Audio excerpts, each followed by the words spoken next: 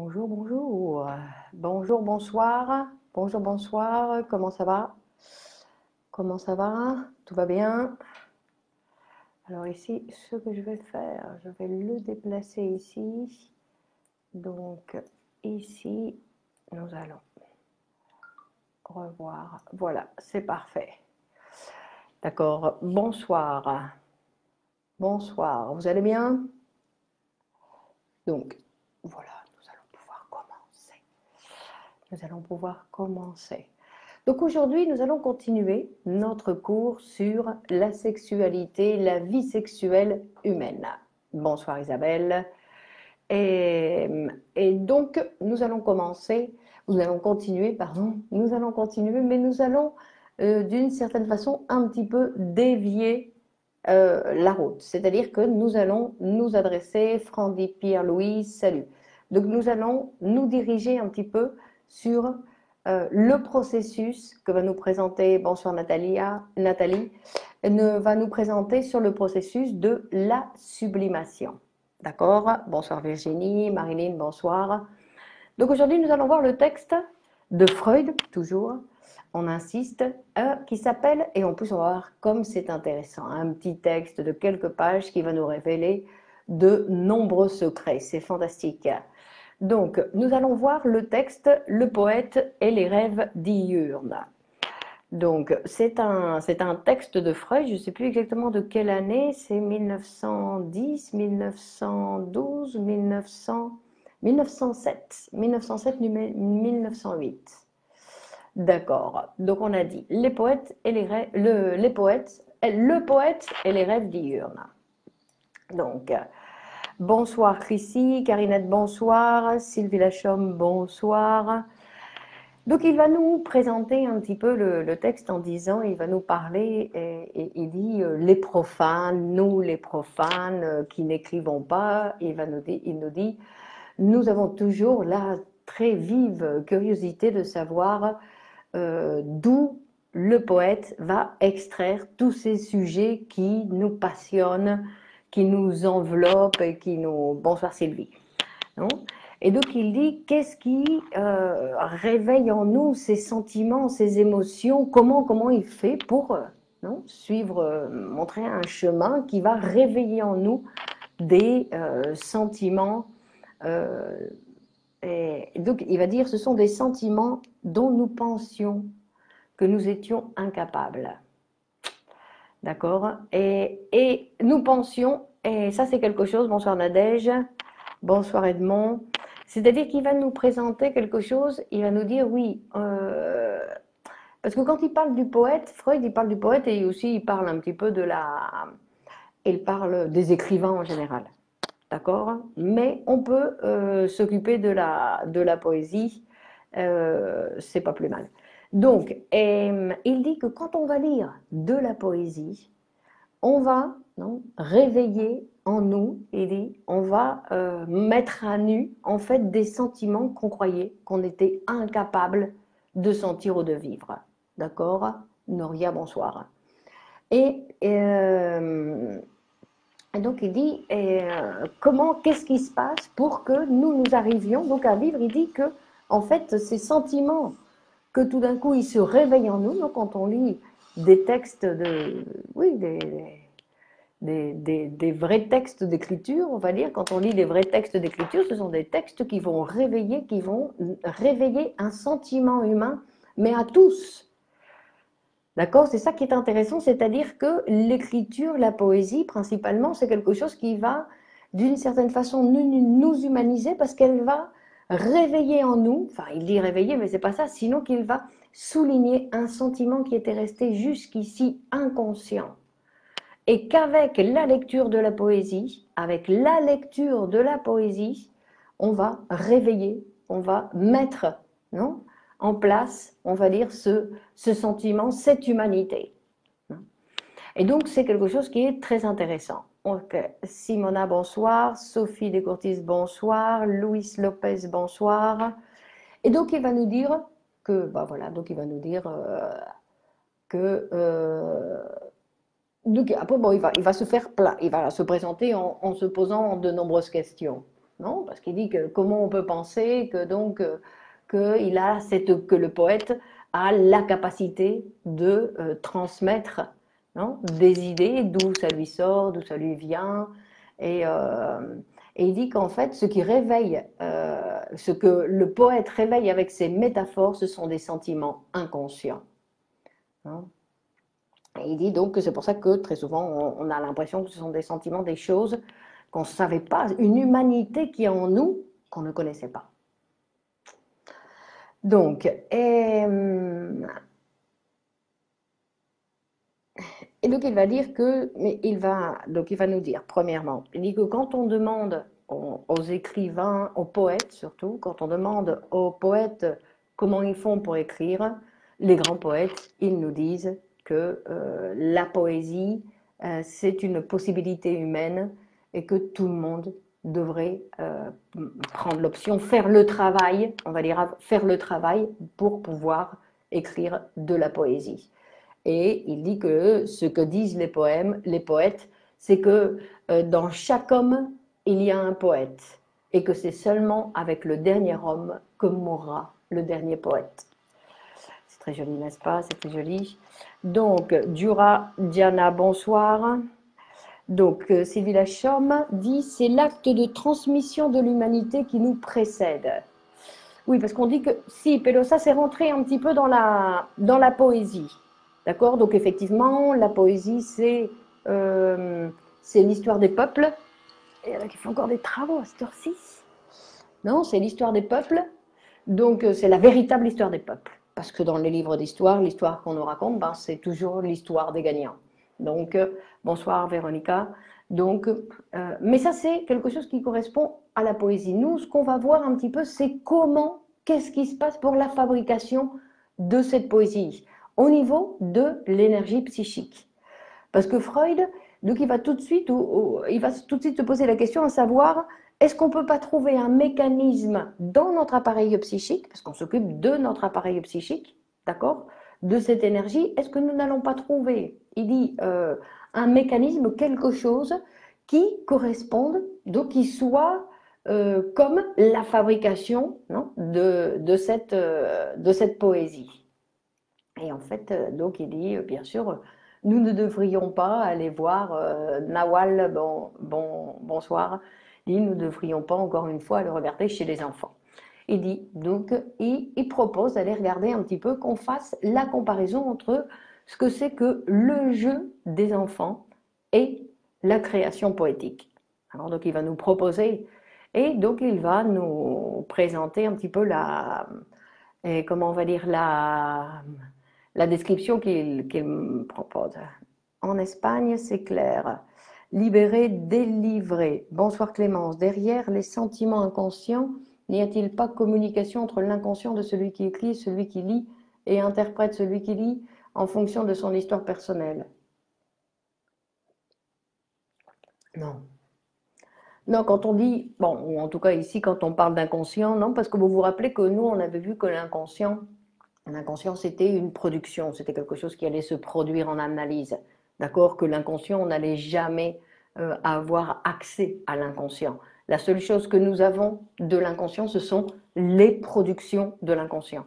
Donc, il y avait le rêve, non? Il y a les symptômes, et les productions aussi qu'on va voir aujourd'hui. D'accord?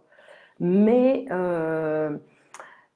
après ce que vous dites, libérer, délivrer, et c'est pas mal non plus, parce que c'est vrai que quand il y a deux personnes qui se parlent, non, par exemple dans un dialogue, quand il y a deux personnes qui se parlent, il y a cette relation, non, il m'a dit, alors moi je lui ai dit, donc il m'a dit, donc il y a cette relation, ce premier plan sur cette relation consciente, rationnelle, formelle, qu'on va écouter, et après, sous la table, il y a tout ce qu'on n'a pas écouté, et qui s'est dit quand même.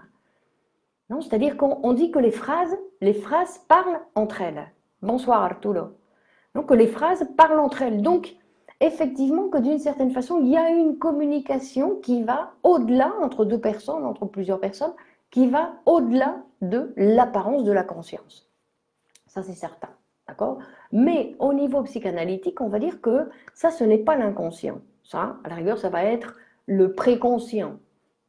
Mais Parce que l'inconscient, c'est toujours quelque chose qui va se produire, de la même façon qu'on avait vu dans l'interprétation des rêves, que le rêve, il existe quand il est interprété. Pour être un rêve de l'inconscient, il faut qu'il soit interprété, parce que sinon, c'est autre chose. D'accord? C'est une petite histoire qu'on va raconter. Selmi, bonsoir, bonsoir. Brigitte, bonsoir. Donc, je continue. Donc, il va commencer à faire une comparaison entre le jeu de l'enfant et la création poétique. Et il va dire que on pourrait peut-être affirmer, il dit que tout enfant se comporte comme un créateur poétique. Donc directement, lui, il va dire non. Il va dire que c'est que l'enfant a un petit peu la même attitude. Et c'est dans le sens où il va créer un monde à lui, son propre monde. Il va créer son propre monde. Il dit, ou plus exactement, que les choses de son monde, il va les placer dans un nouvel ordre. D'accord? Plus agréable pour lui. D'accord? Parce que ce qu'obtient l'enfant avec le jeu, c'est redistribuer la situation, on va dire, pour se sentir mieux, pour avoir de meilleurs bénéfices, etc. Bon. Et donc il dit, mais nous ne devons pas, nous devons prendre, comment on va dire, nous devons prendre au sérieux ce jeu de l'enfant, d'accord? Parce que pour lui, c'est tous ces grands sentiments, toutes ces grandes passions qui rentrent en jeu dans le jeu, ok? Qui participent. Et donc il va nous dire, donc l'antithèse du jeu, c'est la réalité, d'accord? Et il dit que l'enfant distingue très bien ce que c'est que la réalité et ce que c'est que le jeu. On dit, l'enfant peut utiliser un bâton de balai pour monter sur le bâton de balai comme s'il s'agissait d'un cheval. Et quand sa mère lui dit, ben viens, viens, je vais donner manger à ton cheval, il dit, mais non, maman, c'est un balai. D'accord? C'est-à-dire que Freud il dit, attention, il fait tout à fait, quand il rentre dans son monde de jeu, où il va fabriquer, il va transformer la réalité avec ses jeux, non? Avec les jeux de cartes, avec les pions, avec ses poupées, avec ses autos, non? Il va transformer, mais il sait qu'il est dans un jeu. Il fait bien la différence entre ces deux mondes. Et donc il dit, le poète fait la même chose que l'enfant quand il joue. Il crée un monde fantastique et qui prend très au sérieux, c'est-à-dire qu'ils se sont très liés à lui, mais il fait clairement la différence entre l'histoire, le poème qu'il écrit et la réalité. Non? Que ce sont deux choses où ils vont pouvoir différencier l'un comme l'autre.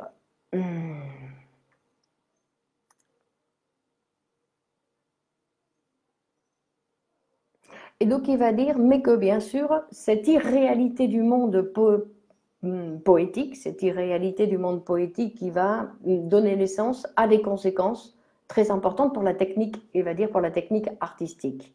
D'accord? Et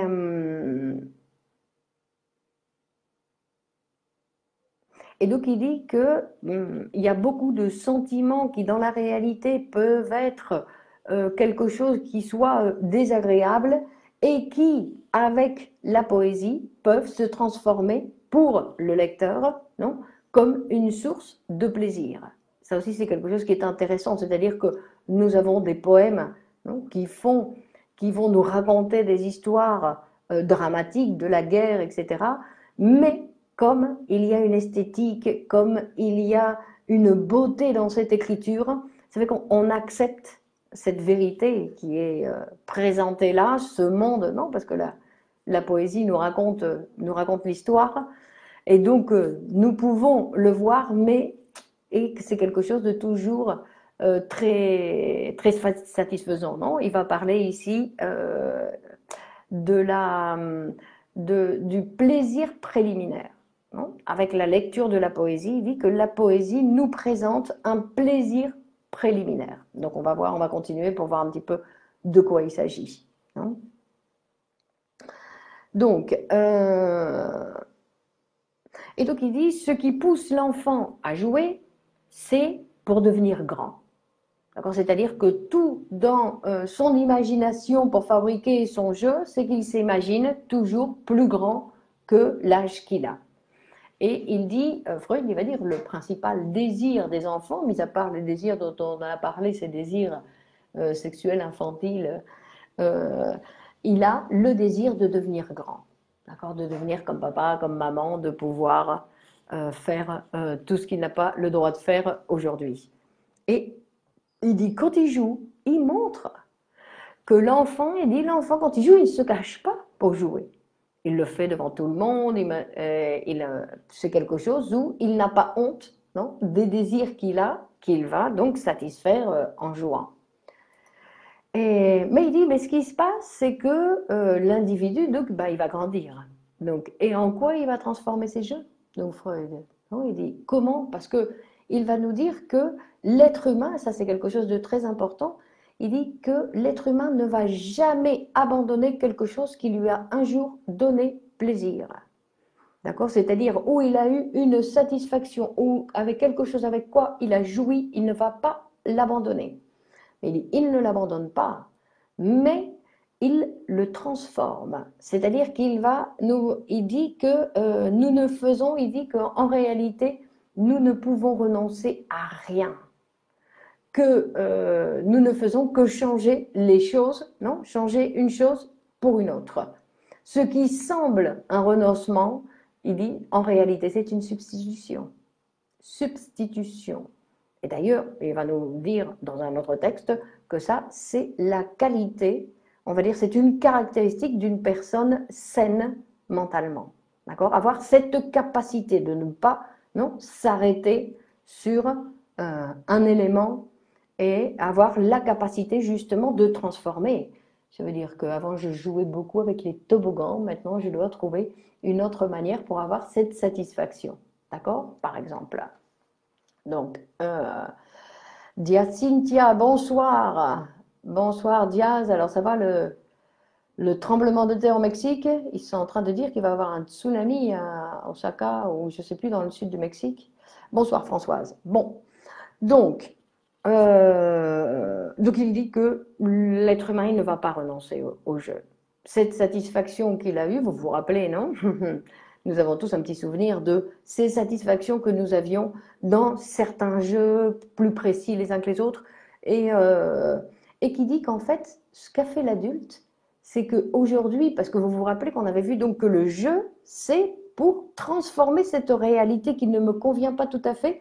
Donc j'utilise certains éléments pour redessiner la réalité, la refabriquer, et pour qu'elle soit plus favorable à ma satisfaction. Il dit donc, et ça c'est la définition de quoi? Des rêves diurnes. Effectivement, des rêves diurnes. Donc il dit, Freud, il dit, Dany Charlot, bonsoir madame, comment allez-vous? Vous voyez ici, ça va très bien Dany. Donc il dit, ce qui se passe, c'est qu'on va renoncer au jeu. On va plus sortir nos petits pions, nos petits soldats, nos voitures, nos poupées, tout ça. On doit renoncer à tout ce monde, mais on va commencer à quoi? À fantasmer. On va rentrer dans un autre monde, le monde du fantasme. D'accord? Donc, il dit que ça, donc évidemment, c'est quelque chose de très important.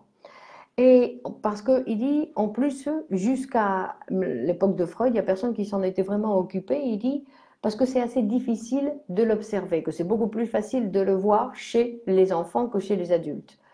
Et il dit, parce que les adultes, justement, ils ont une autre relation avec leurs rêves diurnes, et qu'en général, ils en ont honte. Ils en ont honte, c'est-à-dire qu'ils n'ont pas l'habitude d'en parler. Ils le gardent comme quelque chose de secret. En plus, il dit comme si c'était eux les seuls à avoir ce genre de fantasmes. En fait, Freud, il va nous faire la description des fantasmes et il va nous dire que nous avons presque tous les mêmes fantasmes. Donc, vous comprenez, non? Donc, vous voyez, c'est de là aussi l'importance de la psychanalyse, c'est cette humanité qu'il y a. Non? Parce que cette tendance du névrosé à toujours se penser, bien sûr que nous sommes uniques. Mais nous ne sommes pas originaux, nous ne sommes pas originales, nous sommes uniques parce que particuliers, parce que nous avons une fabrication tout à fait particulière et unique. Mais après, il y a plein de traits qui correspondent à tout le monde. tout le monde fantasme. Et il dit pourquoi? À quoi ça sert les fantasmes? Tout comme le jeu avec l'enfant, c'est pour rectifier les choses. Il dit que, en fait, l'énergie, il dit quelqu'un qui est heureux n'a pas besoin de fantasmer. D'accord? C'est-à-dire qu'au fantasme, on utilise le processus de rêve diurne pour transformer cette réalité qui ne nous convient pas. Et c'est l'énergie, il va nous dire, c'est l'énergie de cette insatisfaction qu'on utilise pour la fabrication des fantasmes. D'accord? Où on vient donc dans ces fantasmes rectifier la situation qui ne nous est pas tout à fait favorable ou qu'on aimerait que ce soit autre chose. Et donc il va nous parler un petit peu de ces rêves diurnes, de comment ils fonctionnent, et c'est très intéressant. Donc il dit que l'adulte, non,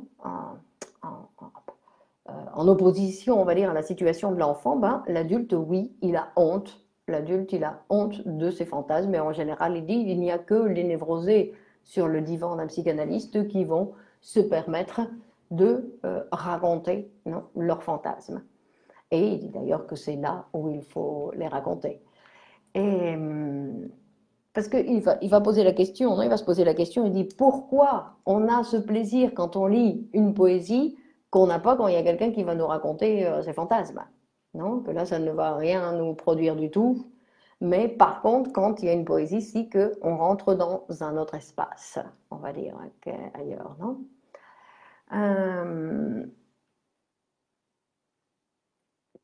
Il dit que, alors que nous ne soupçonnons pas la diffusion générale des créations qui sont analogues entre les êtres humains, analogues aux nôtres.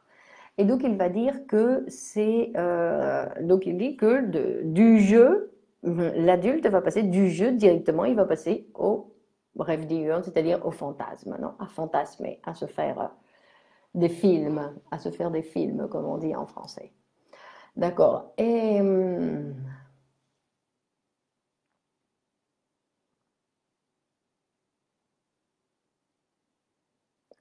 donc il va dire, il va nous parler, il dit il y a deux types de fantasmes. Directement, il va mettre des étiquettes, il va dire il y a deux types de fantasmes. Il dit il y a un fantasme, le fantasme des femmes, c'est toujours érotique, directement. Les fantasmes des femmes sont toujours érotiques. Et il dit que les fantasmes des hommes apparaissent en premier abord ambitieux, non, mais il dit que c'est toujours cette ambition, non, ce qu'ils veulent obtenir dans la réalité, c'est toujours en relation aussi avec un désir érotique, dans le sens quand on parle érotique, on parle aussi de ces relations, on va dire de ces relations amoureuses.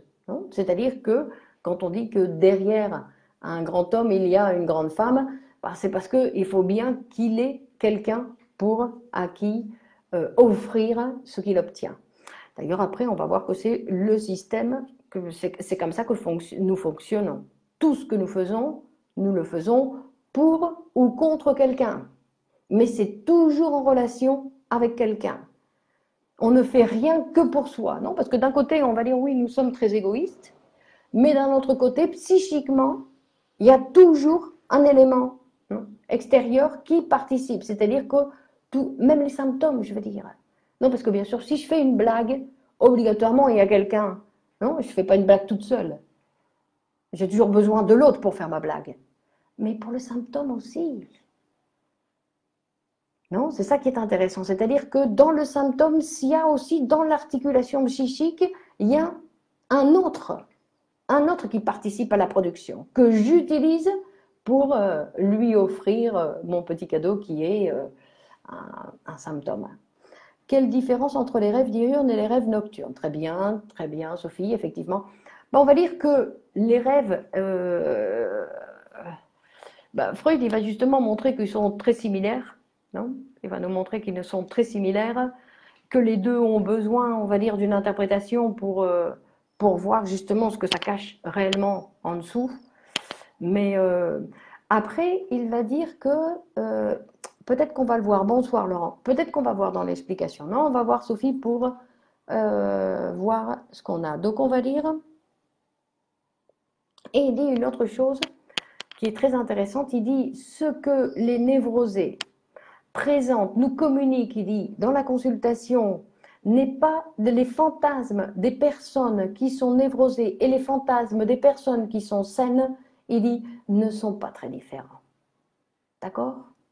Donc, ce qui est différent, c'est l'utilisation du mécanisme.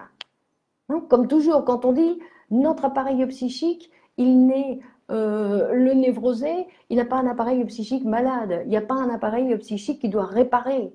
Sinon, c'est l'utilisation du mécanisme, un excès dans l'utilisation du mécanisme.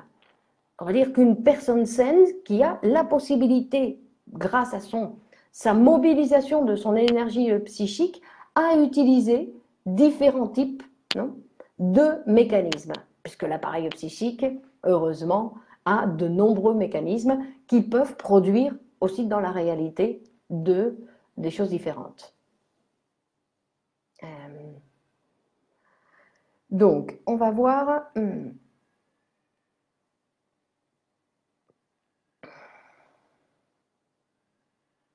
Et donc Freud, là, parce que Freud, il nous dit, alors, vous avez des rêves diurnes, vous fantasmez, n'est-ce pas? Tout cela, vous fantasmez. Donc, il dit, donc si vous fantasmez, ben, pourquoi vous n'êtes pas poète? Parce qu'il va dire que c'est le même mécanisme que l'enfant utilisait pour jouer. Et celui que l'adulte, ou le névrosé, on va dire pour exagérer, utilise pour fantasmer, c'est le même mécanisme que celui qui va être utilisé pour fabriquer un poème. D'accord? Bien sûr, les instruments ne sont pas les mêmes, effectivement, mais c'est le même mécanisme. Donc, on va voir quelques caractéristiques de cet acte de fantasmer. Alors, Audrey, ici, je constate que la sexualité, c'est vraiment un sujet qui te passionne en ce moment d'après. Bon. Donc, on va dire, donc on a dit que l'homme qui est heureux ne fantasme jamais, et qui dit que donc c'est la pulsion insatisfaite qui va donner de la force pour la réalisation, pour la fabrication de ces fantasmes. D'accord.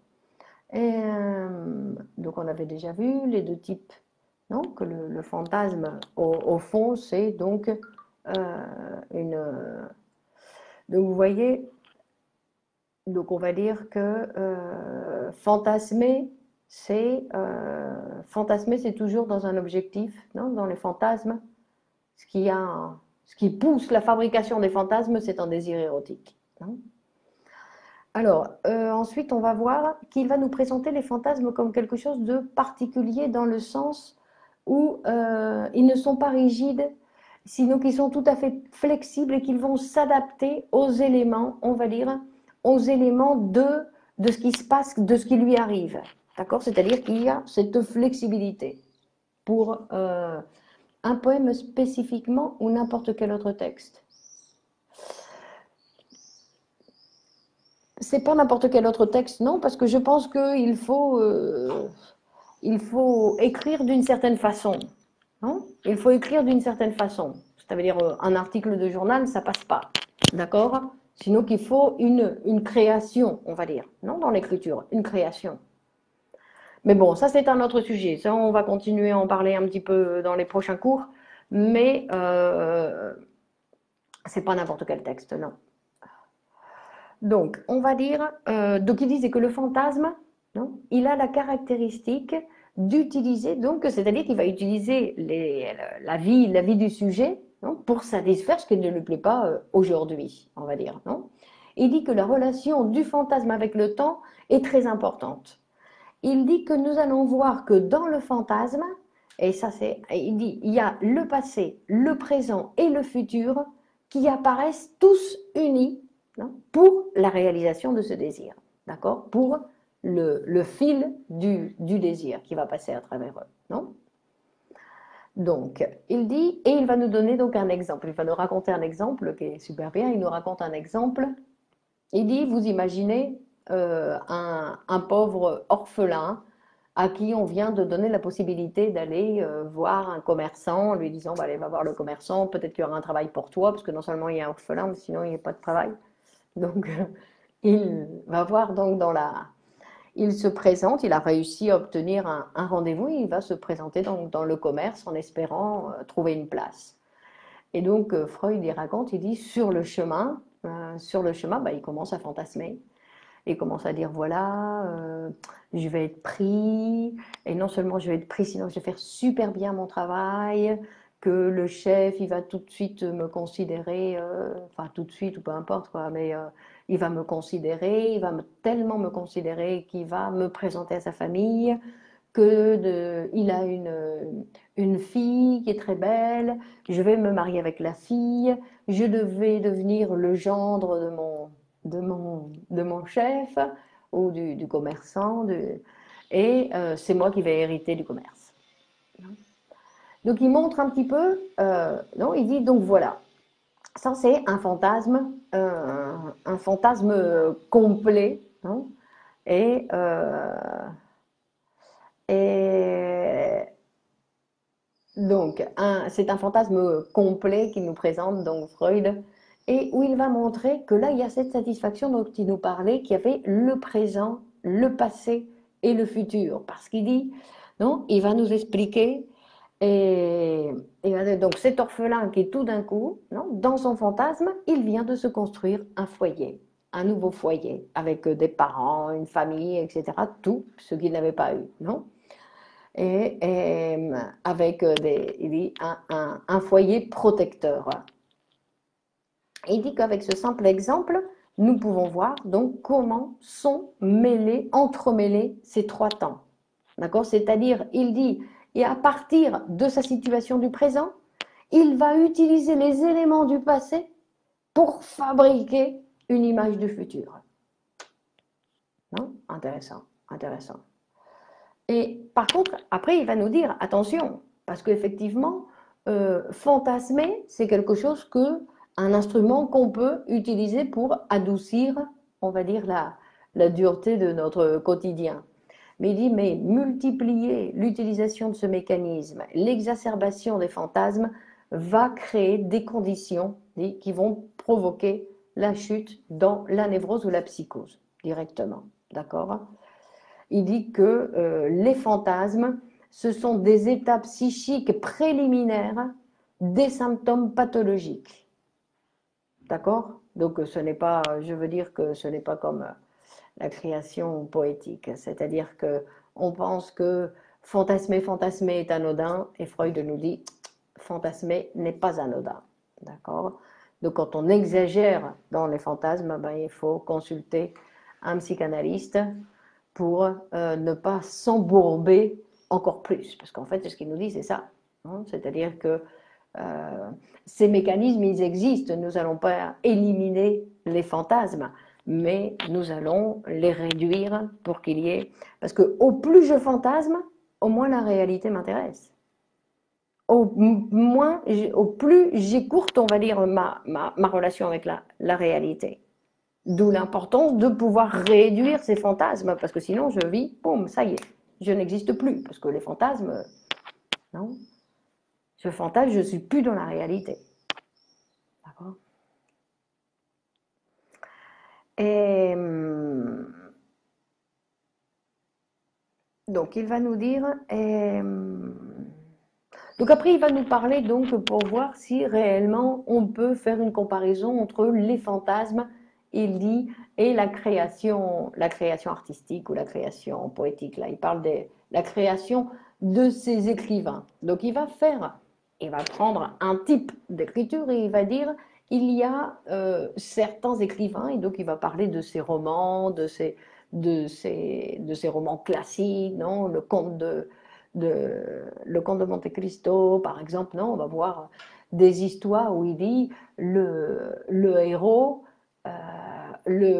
c'est toujours, donc c'est le centre d'intérêt de tout le roman, et qui va utiliser tous les moyens pour non, même cet homme qui va assassiner, je dis, mais il est très sympathique, et qui n'aurait pas eu envie d'être un jour le Monte Cristo. Hein. Il dit que donc dans ce genre de nouvelles, dans ce genre de romans, en fait, nous savons d'office qu'il ne peut rien arriver à notre héros, que notre héros est Alors attendez, je m'arrête. Sylvie demande, est le fantasme pour ou contre qui? Donc le fantasme est pour ou contre qui? Bon, alors, ça, on ne peut pas répondre à la question. Non. Après, je pourrais m'arrêter sur le fait, est-ce qu'on va considérer que dans le fantasme, non? Parce qu'il y a quelqu'un dans le sens pour ou contre qui? Bah oui, effectivement. Bah, après, ça, je ne sais pas pour ou contre qui, mais effectivement, il y a toujours un pour ou contre quelqu'un. D'accord, c'est toujours, il y a toujours un autre qui est inclus dans la fabrication. Comment on sait quand on exagère avec les fantasmes? Ben, vous voyez, donc ça c'est une bonne question de Arturo. Donc déjà, si vous posez la question, Monsieur Luna, c'est que vous êtes déjà sur le point, sur la limite. Vous êtes déjà sur la frontière. D'accord? Vous êtes à la frontière c'est-à-dire que régulièrement, vous vous échappez dans les fantasmes. Vous échappez dans les fantasmes et donc, non, parce que c'est ça, on réduit notre implication dans la réalité. Normalement, l'être humain, il devrait être tout le temps dans la réalité. Pourquoi? Pour pouvoir la transformer. Si je fantasme, je n'ai pas de contact avec la réalité, donc, qu'est-ce qui se passe? J'interviens plus. Par contre, quand je suis dans la réalité, si je suis là, si je suis présente, obligatoirement, j'interviens.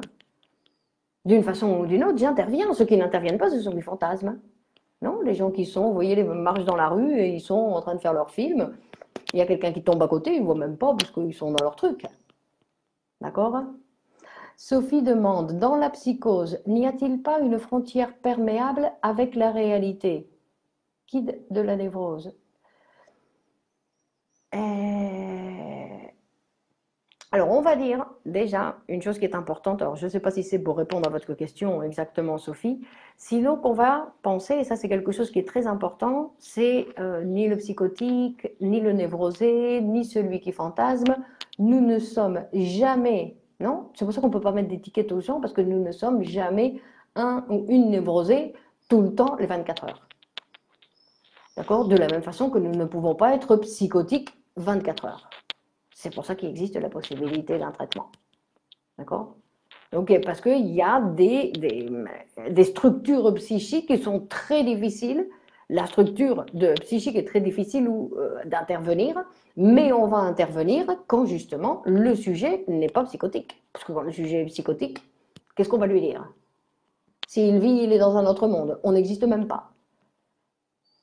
D'accord? Donc, il va falloir attendre qu'il revienne pour pouvoir intervenir à ce moment-là. Est-ce qu'en exagérant les fantasmes, on peut devenir psychotique? Oui, Chrissy. Quand on utilise, bah oui, parce qu'on n'est plus dans la réalité, donc on se fabrique une autre réalité.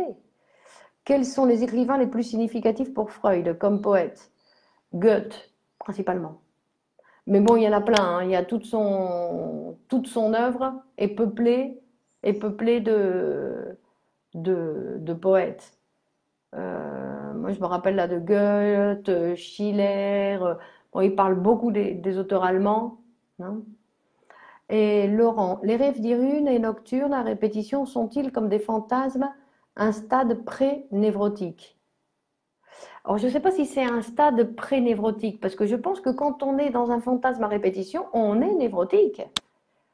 Mais on n'est pas comme ça tout le temps. D'accord? C'est ça, c'est une question c'est pas qu'il y a une pré-névrose, il y a ou je suis dans la névrose ou je n'y suis pas. D'accord? Fantasmer, d'accord, il n'y a pas de modèle. Il n'y a pas de modèle en disant, alors si tu fantasmes 10 minutes, ça va, c'est pas grave. Mais de toute façon, vous le savez, quand est-ce que vous êtes en train de faire votre film et que vous ne regardez pas, vous marchez dans la rue, vous n'êtes pas dans la rue. Non. Mais c'est normal avoir des fantasmes, n'est-ce pas? Oui, Arturo, c'est normal d'avoir des fantasmes. Si, ça fait partie, mais Freud dit on a des fantasmes pour rectifier les choses que nous n'aimons pas de la réalité. Donc, c'est-à-dire qu'au lieu d'aller transformer la réalité pour pouvoir y trouver ce que je veux, je fais mon film et la réalité n'existe pas. Vous comprenez l'attitude? Donc, c'est pour ça que quand on voit un petit peu, c'est délirant, je veux dire. L'utilisation du fantasme que l'on a, c'est délirant. Mais bon, après, c'est un mécanisme aussi qui nous permet de supporter un petit peu mieux toutes ces choses de la vie. Après, il y a Un autre type de fantasme, c'est pas tout à fait le fantasme, donc, comme l'exemple qu'il vient de nous donner, sinon qui va nous parler de ce fantasme qui est plus, voilà, qui est plus, on va dire, comment on va dire, parce que ça c'est le fantasme d'imaginer, oui, j'ai une réunion importante et donc j'imagine, je fantasme un petit peu ce qui va s'y dire, ce qu'on va parler, mais je veux dire, il y a le besoin de fantasmer des choses du futur, de pouvoir les penser un peu avant de les vivre, non? Mais pas pour qu'après notre imagination doive correspondre avec la réalité, non, sinon parce que quand il y a des choses qui sont importantes pour nous, ben, on se fait le film avant, hein.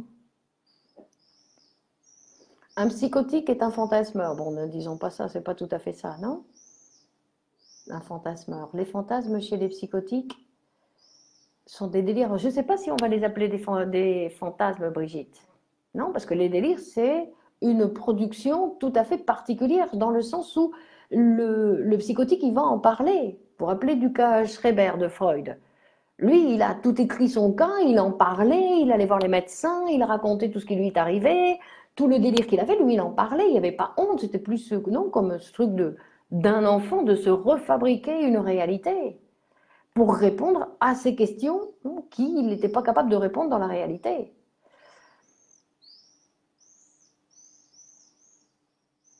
Donc Freud, il dit que c'est la même chose, non, Arturo? Penser et fantasmer, c'est la même chose. D'accord? C'est-à-dire qu'on va voir là, Freud, il dit que, ou vous écrivez, Arturo, d'accord? C'est-à-dire que s'il y a un produit, s'il n'y a pas de produit, fantasmer ou penser, c'est la même chose. Les gens qui nous disent, je réfléchis, je fantasme. D'accord? Parce que quelle est la différence entre je pense et je fantasme? Non? Donc les fantasmes chez les psychotiques sont-ils quelquefois des délires?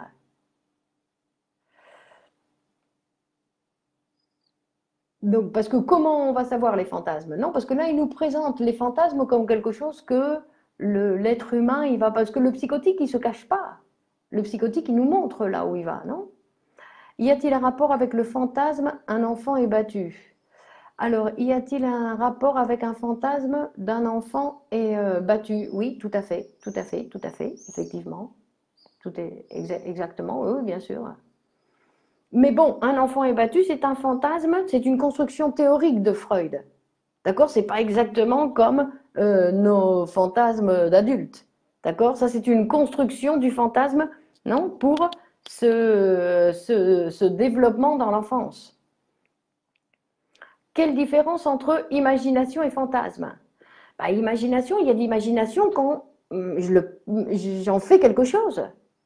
Quand on dit j'ai pas d'imagination parce que j'ose pas parler, vas-y, invente une histoire, allez, vas-y, invente une histoire. Oh non, non, non, j'ai pas d'imagination, je sais pas. Qu'est-ce que tu as fait hier? Non, rien d'intéressant. Bah, invente, raconte un truc, raconte. Non, non, non, non. Donc ça veut dire, j'ai pas d'imagination, ça veut dire j'ose pas créer, j'ose pas inventer quelque chose, là comme ça, tout de suite, boum. D'accord? Donc le fantasme, c'est, voilà, je me tais. Ah non, non, non, j'ai ma petite histoire. Non, je veux dire que l'imagination, c'est quelque chose qui va sortir, non? Alors, Arturo, mais voilà, il doit y avoir des fantasmes inoffensifs. Par exemple, fantasmer d'avoir un jardin pendant le confinement. Si, mais ça dépend, parce que qu'est-ce que ça veut dire, fantasmer? Vous voyez, là, c'est pas un fantasme, vous en parlez. C'est pas un fantasme. D'accord? Un fantasme, c'est quand je prends mon livre et que tout d'un coup, mon livre ne m'intéresse plus et que je préfère continuer mon propre film. D'accord? Effectivement, mais ça, c'est pas fantasmer. Imaginer, non, on va imaginer, on va en parler. Oh, si on avait eu un jardin ou une super terrasse, le confinement aurait été différent. Voilà, on en parle. Ici. Si on désire que le fantasme devienne et corresponde à la réalité, c'est mal. Si on travaille, non, bien sûr que non, Chrissy, c'est ce qu'il faut faire. C'est que je dois travailler la réalité pour pouvoir vivre mon fantasme. Non? Après, mon fantasme, je ne vais jamais le vivre comme je l'ai imaginé ou comme je l'ai fantasmé. Non, ça ne va jamais correspondre. Mais je dois, non, je veux dire, je dois travailler pour l'obtenir. Bien sûr que oui. Après, il faut voir, parce que, par exemple, dans le fantasme dont nous parlait, non, l'exemple dont nous a parlé Freud, là, de ce jeune orphelin, on va dire, alors, quel était le désir? Ben, lui, effectivement, il doit travailler pour fabriquer sa propre famille, c'est ça son désir, fabriquer sa propre famille. Ça veut dire qu'après, il y a pero claro, oui, ce serait ça.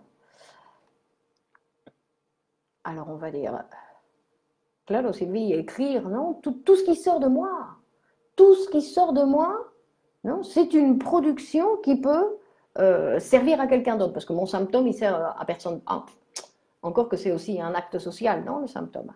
Quand on tombe malade, quand on a un cancer, je veux dire, ce sont des symptômes qui modifient l'articulation sociale de toute la famille, de tout l'entourage. Donc ça, il faudrait étudier aussi, parce que c'est une production, non? C'est une production qui va au-delà de soi-même. Non, c'est pour ça que peut-être que le fantasme est plus égoïste, on va dire, d'une certaine façon, puisqu'il n'y a personne qui va rentrer dans mon histoire. Donc il va nous parler des différents types d'écriture, il va nous dire que donc ce héros qui ressemble à ce moi infantile qui pouvait tout, qui allait rien lui arriver, que toutes les batailles il allait gagner, etc. Et après il va nous parler du roman psychologique, donc le roman psychologique il va nous en parler en disant qu'il y a plusieurs types, et par exemple il y a un type de roman psychologique où c'est donc l'auteur, l'âme de l'auteur est dans différents personnages. Donc on a un héros, mais que l'auteur se permet d'aller raconter, non, les caractéristiques de différents personnages. Et après, il y a l'autre possibilité où directement l'écrivain il est simplement spectateur, non, qui va faire la description et la création. Vous voyez, donc là, il ne parle pas exactement de poésie, sinon qui fait référence à... il fait référence donc aux écrivains. Donc il va nommer Zola, par exemple, comme un écrivain. Donc, et ensuite, donc, il va nous dire... Donc, il va dire que pour produire le jeu, il y avait des désirs, non, les désirs de l'enfant qui participent à la production donc, du jeu. De la même façon, les désirs pour fabriquer les fantasmes, où on va voir que après une interprétation d'un fantasme, on va voir que derrière, ce qui se cache, c'est un désir sexuel infantile et réprimé. Et il va dire que ça va être ce même désir qui va être utilisé pour la fabrication d'un poème, pour la fabrication d'un livre. D'accord? Donc vous voyez que l'utilisation d'un mécanisme peut produire, c'est pour ça qu'en psychanalyse on dit produire un lapsus ou un poème, c'est la même chose. C'est la même énergie. C'est un mécanisme différent, mais c'est la même énergie. Ou même c'est non, c'est la même production, c'est le même mécanisme de la production avec des instruments différents, effectivement. C'est-à-dire que si on fait le travail pour devenir poète, on va dire, ou faire l'exercice pour qu'un jour peut-être on parle de nous comme poète, on va dire, et il faut lire la poésie, il faut donc lire la poésie. Mais bon, ça après on va dire que dans tous les secteurs, il faudrait lire la poésie puisque c'est un instrument de connaissance et un instrument qui va nous humaniser, non? Donc il va nous dire, et après il va nous parler, parce que moi je voulais arriver donc à la fin pour vous montrer, parce que ça c'est super intéressant. Donc il va dire que, bon après il va nous montrer que pourquoi les adultes, ils ont honte de leurs fantasmes, et il dit que, ben oui, parce qu'il y a un désir sexuel derrière, d'accord, et qu'en plus, et donc il y a la morale, on va dire, qui nous empêche de parler de nos fantasmes, la morale, la honte, la pudeur, etc., qui nous empêche de raconter nos fantasmes.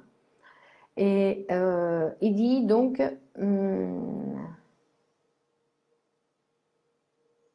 il dit par contre, quand le poète, non, nous présente, il dit, nous présente ses jeux, non, parce qu'il dit que le poète, en fait, il va jouer comme l'enfant, mais lui, il va jouer avec des mots, le poète.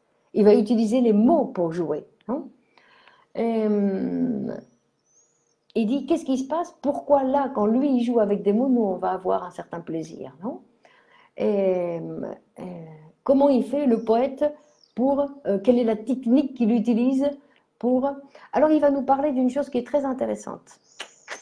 Alors là, c'est C'est pour ça que c'est un petit texte, mais qui est très fort. Il dit, le poète, une technique indispensable pour la production de la poésie, il dit, c'est que le poète a réussi à surpasser la répugnance, le dégoût que lui provoquent les autres. Parce que quand on écrit, hein, c'est pour publier, parce que si ça reste dans le couloir, si ça reste dans le tiroir, vous voyez, petit lapsus, et si ça reste dans le tiroir, ça n'existe pas, d'accord? Donc ce qui existe, c'est uniquement ce qui a été publié, et celui qui arrive à publier, il dit Freud, c'est celui qui a réussi à dépasser la répugnance et le dégoût que lui donnent les autres. Donc ça aussi, c'est une interprétation. C'est une interprétation, c'est-à-dire qu'il ne s'agit pas de dire, enfin, moi je ne sens aucun dégoût, moi je ne sens aucune répugnance envers les autres. Mais lui, il parle de répugnance et de dégoût comme un sentiment inconscient. D'accord? Un sentiment inconscient qui très souvent nous empêche de réaliser des choses pour les autres. D'accord? Alors, on va dire, et moi, je veux dire, cette phrase, moi, je la trouve brutale, parce que bien sûr, tout le monde va dire, comment, répugnance, dégoût? Enfin, moi, j'ai jamais, sauf si la situation est vraiment dégoûtante, mais sinon, j'ai jamais senti de dégoût envers les autres. Et pourtant, il dit que si, c'est un sentiment qui existe en chacun de nous, et que c'est seulement quand l'écrivain, non, parce que c'est une humanité, pouvoir donner quelque chose, non, comme on parlait de cette définition de Lacan qui dit, je donne ce que je n'ai pas à quelqu'un que je ne connais pas, non, ou à quelqu'un qui n'est pas, c'est-à-dire que c'est une preuve d'amour, mais donc je dois avoir accepté cette humanité qui est en moi. Parce que même si je ne le connais pas, même si c'est quelque chose que je n'avais pas, j'ai produit quelque chose pour quelqu'un d'autre que je ne connais pas. Bon. Et ensuite, il va nous parler du plaisir. Alors ça, c'est intéressant aussi, du plaisir esthétique que le poète nous donne, non?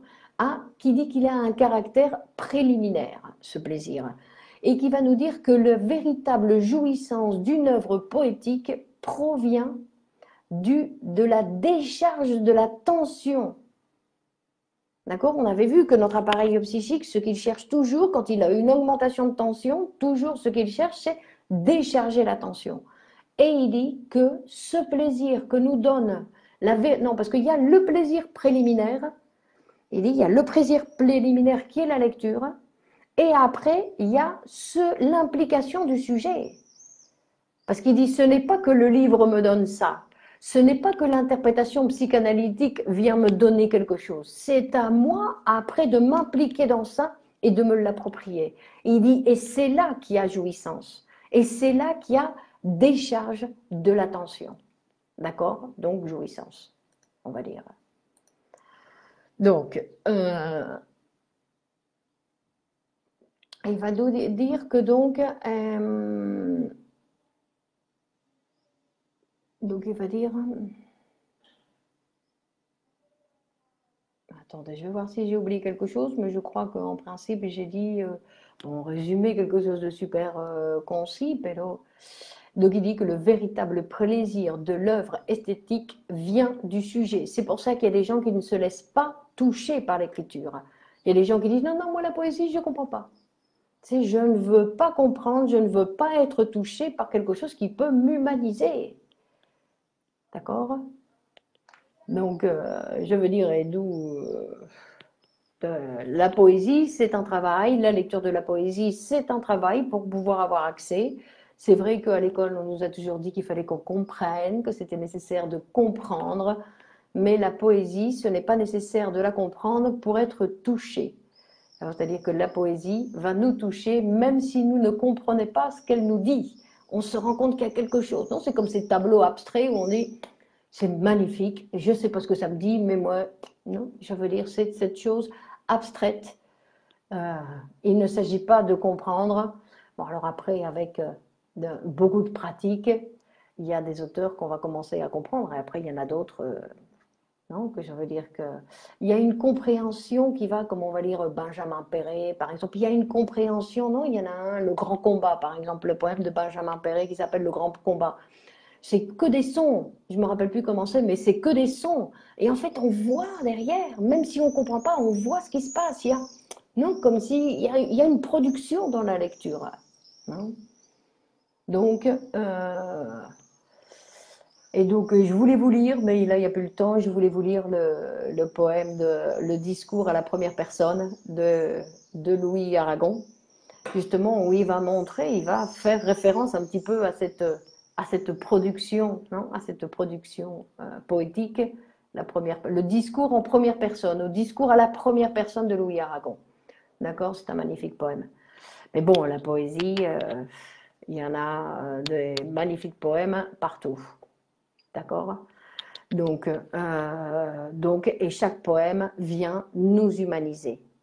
Chaque poésie vient nous humaniser, vient nous montrer que nous sommes beaucoup plus grands, beaucoup plus amples, que notre humanité, elle déborde, elle va bien plus loin que nos frontières de nos fantasmes. Je veux dire que ça va bien plus loin.